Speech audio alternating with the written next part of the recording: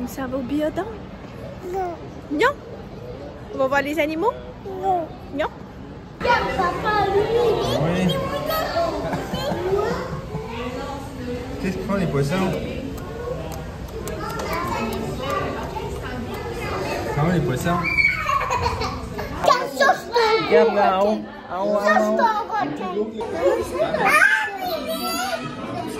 Ouais, un petit poisson, hein? Qui est mou? Mais petit poisson!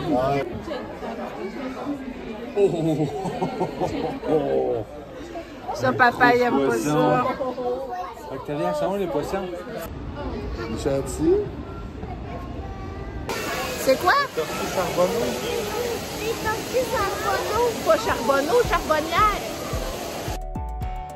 Coucou les moms, on se retrouve pour un petit vlog aujourd'hui, biodôme et insectarium.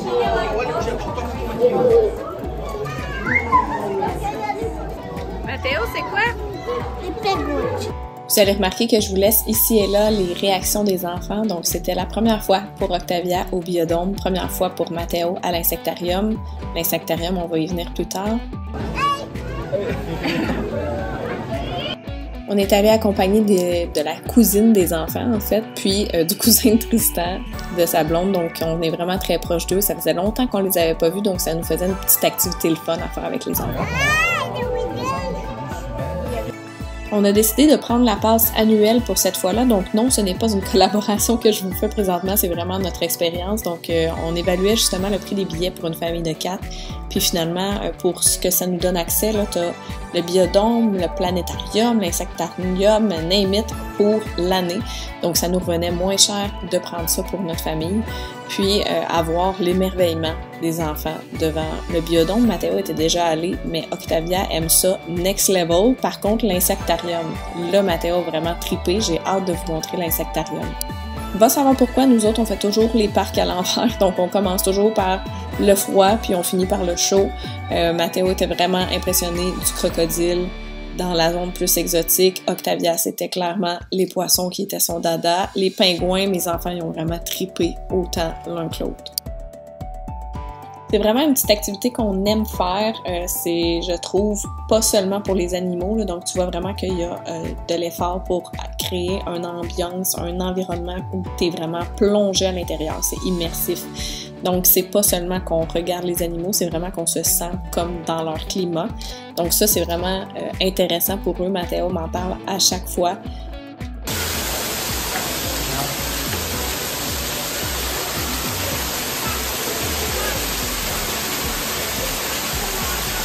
Pour la durée du parcours aussi, nous, on trouve que c'est juste parfait. Ni trop long, ni trop court pour capter l'attention des enfants.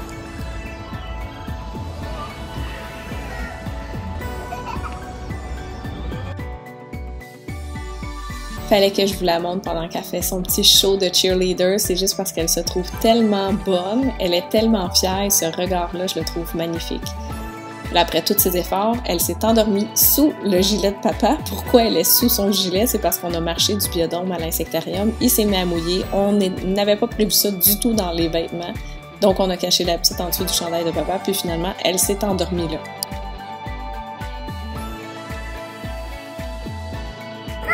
Théo, c'est quoi ça? Finalement, c'était le meilleur moment pour qu'Octavia s'endorme parce qu'elle a vraiment pu faire une belle sieste dans le noir total presque.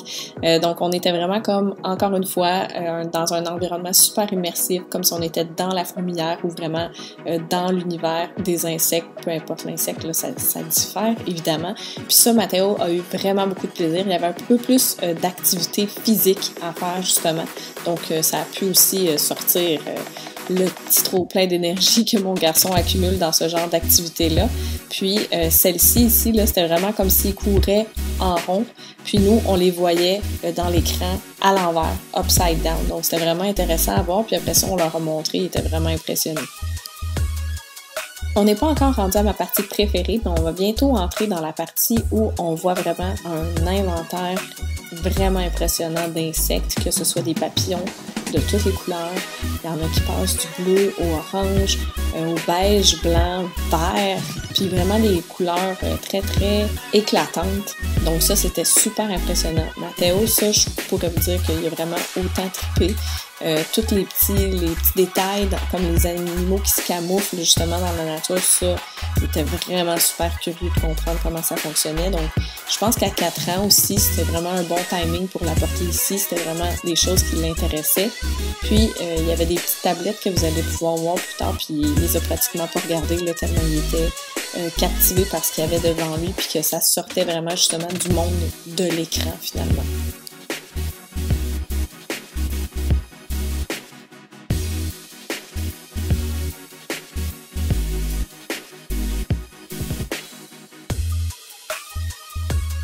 On entre enfin dans ma partie préférée, donc là, on se retrouve à être avec les papillons.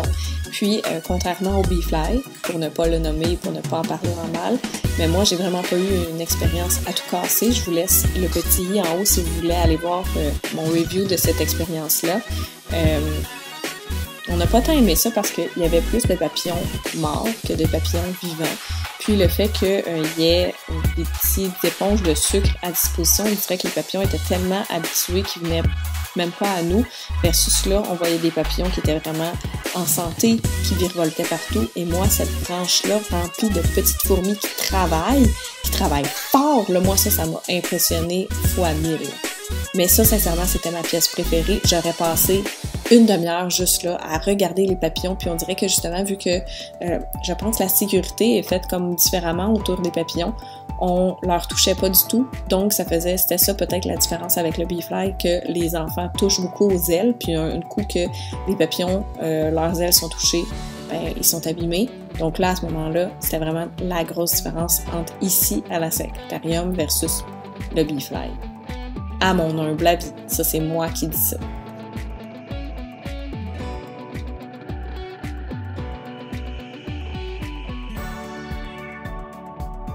Donc encore une fois, après cette activité un peu plus calme et culturelle, on est allé sortir l'énergie des enfants, ce que le plus grand fait, les plus jeunes le font évidemment. Puis c'est comme ça que ça a conclu notre belle journée. On est allé dîner par la suite, puis on est partis chacun de notre côté. Donc Mathéo, il a fait une belle sieste dans l'auto, puis Octavia, elle, est encore sur son trip d'animaux, puis elle tripait encore sur son toutou puis son petit singe puis ses petites affaires. Donc vous me direz si vous aimez ce genre de vlog où je vous parle d'une activité un peu en voice-over. Ma prochaine idée, c'est aussi de mettre les enfants de l'avant puis que ce soit eux qui commandent pendant l'activité, donc que ce soit eux qui portent le micro. Donc vous me direz ce que vous en pensez puis si vous êtes intéressé à voir ce genre de vlog qui est animé par mes enfants. Donc sur ce, je vous laisse. Je vous souhaite une belle semaine.